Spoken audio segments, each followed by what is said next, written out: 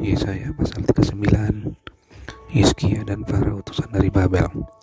Pada waktu itu, Merodak Baladan bin Baladan, Raja Babel menyuruh orang membawa surat dan pemberian kepada Hizkia, sebab telah dengarnya bahwa Hizkia sakit tadinya dan sudah kuat kembali. Hizkia berkacita atas kedatangan mereka, lalu diperlihatkannya kepada mereka gedung harta bendanya, emas dan perak, rempah-rempah dan minyak yang berharga, segenap gedung persenjataannya dan segala yang terdapat dalam perbendaharanya.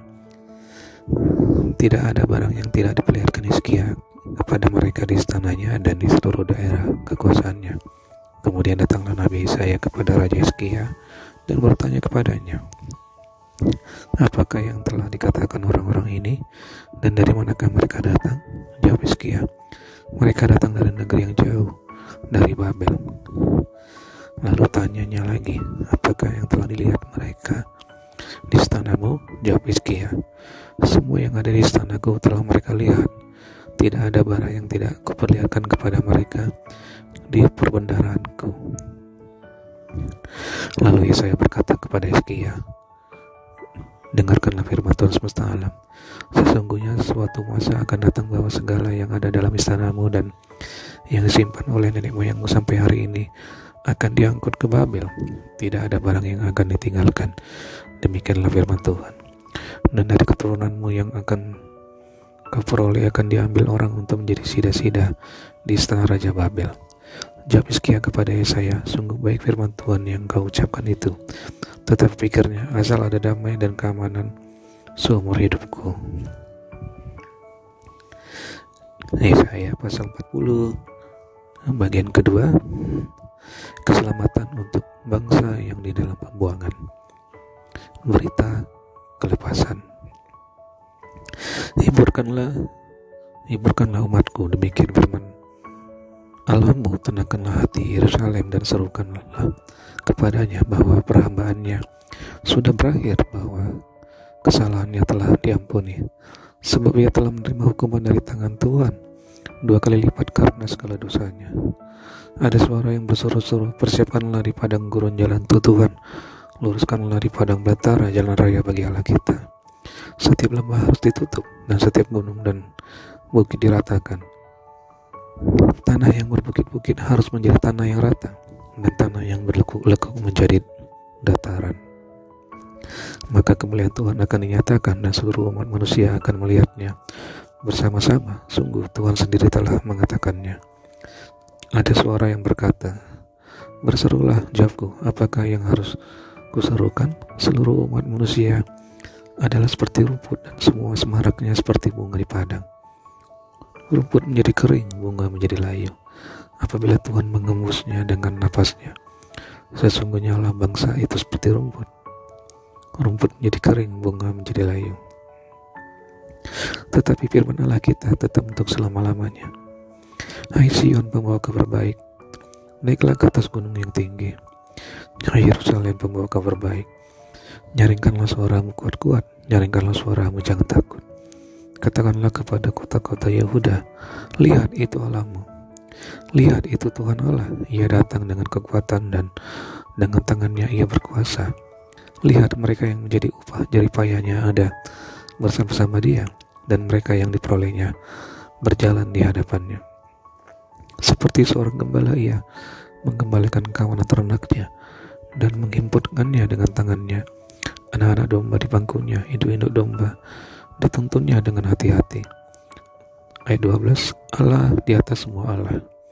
Siapa yang menakar air laut dengan lekuk tangannya dan mengukur langit dengan jengkal, menyukat debu tanah dengan takaran, menimbang gunung-gunung dengan dacing, atau bukit-bukit dengan neraca?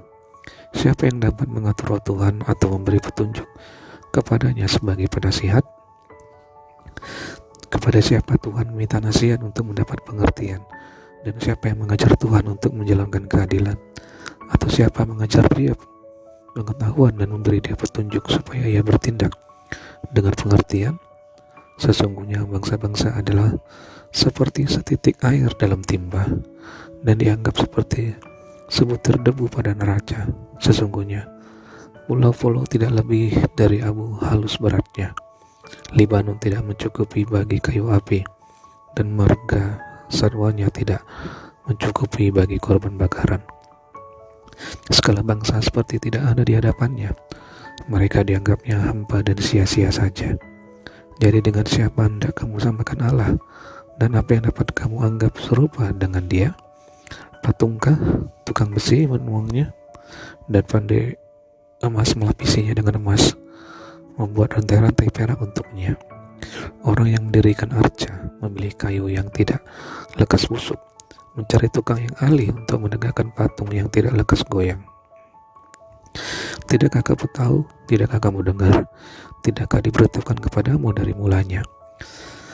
Tidakkah kamu mengerti dari sejak dasar bumi diletakkan?